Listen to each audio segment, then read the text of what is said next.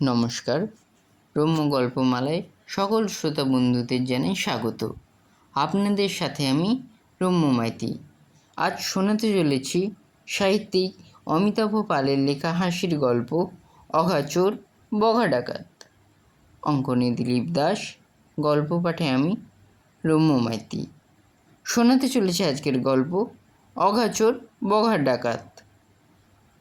অঘাচোর আর বঘা ডাকাত। একজনের নাম অঘোর গুঁই আর অন্যজনের নাম বিঘোর পুঁই। চোর হিসেবে অঘার খুব নামডাক, আর ডাকাত হিসেবে বঘারও খুব নামডাক। এক পাড়ায় অঘা থাকে, অন্য পাড়ায় বঘা। অঘার সঙ্গে বঘার আলাপ নেই, আবার বঘার সঙ্গে অঘারও আলাপ নেই।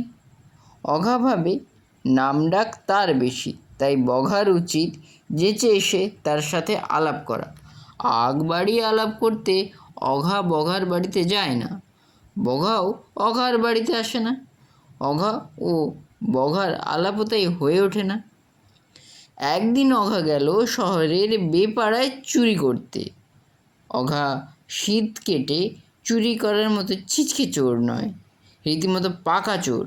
একটু শব্দ না করে বাইরে থেকে অনায়াসে সে দরজার হুড়কো খুলে ফেলল। দরজার ফাঁকা দিয়ে উঁকি মেরে দেখল ঘরে একজন মাত্র মহিলা। ভারী খুশি হলো সে। ম্যানেজ করতে বেগ পেতে হবে না। মহিলাটি বোধহয় ভেবেছিল ঘরের লোক ফিরে এসেছে, তাই শুধালো, এত তাড়াতাড়ি ফিরে এলে যে? অঘা বলল, এই এলাম। দরজা খুলবো? আপনাকে কষ্ট করে আর খুলতে হবে না। ভুল ভাঙতেই চমকে উঠল মহিলা। কে কে কে আপনি? কাকে চান? উনি তো বাড়ি নেই। উনি বাড়িতে নেই জেনে আরও খুশি হলো সে। সাহস করে জিজ্ঞেস করলো, উনি কোথায়? উনি গেছেন বাণিজ্য করতে, ফিরতে একটু দেরি হবে।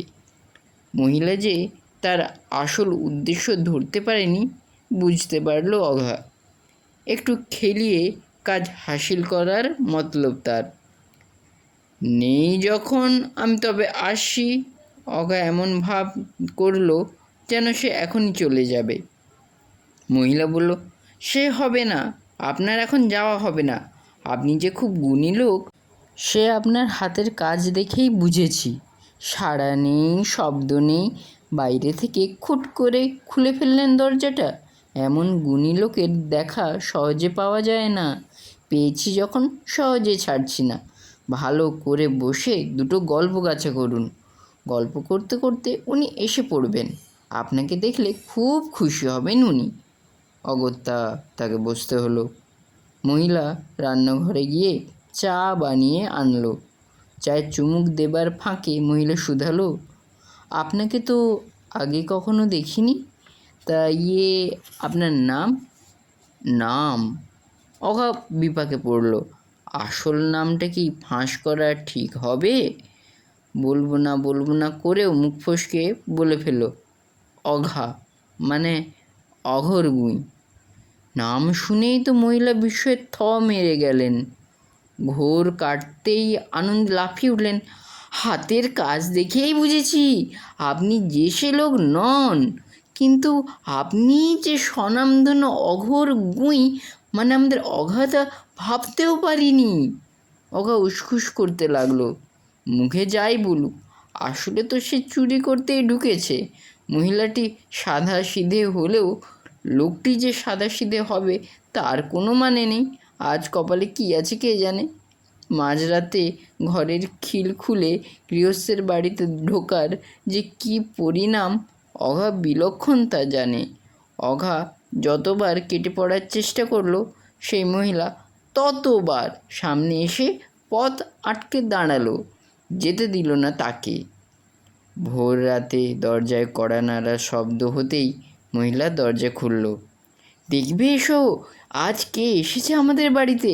অঘোর বাবু, আমাদের অঘাদা। লোকটি নিশ্চিত নয় তখনও। কোন অঘোর? অঘোর গুঁই? কি দারুণ হাত! একটু শব্দ হলো না। বাইরে থেকে হুড়কো খুলে ঘরে ঢুকলেন। আমি তো ঘুণাক্ষরেও টের পাইনি। এমন হাতের কাজ না হলে কি আর এমনি এমনি অঘা চোর? লোকটি এসে আনন্দে জাপটে ধরল অঘাকে। কি সৌভাগ্য আমাদের, আপনার মতো লোকের পায়ের ধুলো পড়েছে বাড়িতে। অঘা থতমত খেলো। আমারও কি সৌভাগ্য, শেষ পর্যন্ত আপনার মতো লোকের দেখা পেলাম। আপনার সঙ্গে আলাপ করার জন্য সেই কখন থেকে এসে বসে আছি। এই রাত বিরেতে আপনি কোথায় গিয়েছিলেন? আলাপের কথায় লোকটি খুব খুশি হলো, মুচকি হেসে বলল, গিয়েছিলাম বাণিজ্য করতে, বিশেষ কোনো সুবিধে হলো না। অনেক খোঁজ খবর নিয়ে একটা বাড়িতে ঢুকেছিলাম, সেই বাড়িতে একটা বউ ছাড়া আর কেউ ছিল না। বউটি খুব ভালো, আমার নাম শুনে এমন আদর আপ্যায়ন করলো যে জোর জবরদস্তি করতেই পারলাম না। অঘা মুখ ফসকে বলে উঠল, আমিও। বৌমা এমন খাতির যত্ন করলেন যে। আপনি কি তবে? অঘা বলল, চুরি করতে। লোকটি বলল, আমিও ঢুকেছিলাম ডাকাতি করতে। আপনি? আমার নাম বিঘর পুঁই। কোন বিঘর? বঘা, মানে আমাদের বঘাটা? অঘা আনন্দে আরও একবার জড়িয়ে ধরল বঘাকে। বাড়ি ফিরতেই অঘার বউ বলল, আজ রাতে বঘাতে এসেছিলেন তোমার সাথে আলাপ করতে, সারা রাত বসে বসে ভোর রাতে বাড়ি গেলেন। বঘা তো অবাক। কোন বঘা? বিঘর পুঁই, মানে আমাদের বঘা ডাকাত? কত সুখ্যাতি করলেন তোমার, যাবার সময় বলে গেলেন বাড়িতে একবার পায়ের ধুলো দিতে। পায়ের ধুলো দিতে গিয়েই তো দেরি হলো। অঘার বউ বলল, তবে তো আজকের রাতটা তোমার মাঠে মারা গেল, ব্যবসা বাণিজ্য কিছু হয়নি। অঘা গর্ব করে বলল, চুরি করতে গিয়ে অঘা চোর কখনো খালি হাতে বাড়ি ফেরে না। সে পকেট থেকে বার করলে একটা টেবিল ঘড়ি, বঘার ঘরের টেবিলের উপর ছিল, সেই হাত সাফাই করেছে।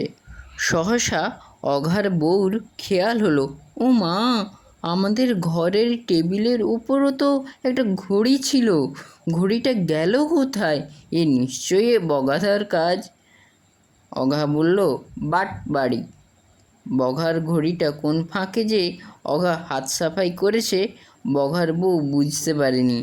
অঘার ঘড়িটাও কোন ফাঁকে যে বঘা হাত সাফাই করেছে অঘার বউও বুঝতে পারেনি। কেমন লাগলো আজকের এই গল্প? কমেন্ট বক্সে অবশ্যই লিখে জানান। গল্পটি ভালো লাগলে লাইক এবং শেয়ার করতে ভুলবেন না। পরবর্তীকালে নিত্য নতুন আরও নানা স্বাদের গল্প পেতে এখনই আমার চ্যানেলটি সাবস্ক্রাইব করে আমার পাশে থাকুন। ধন্যবাদ।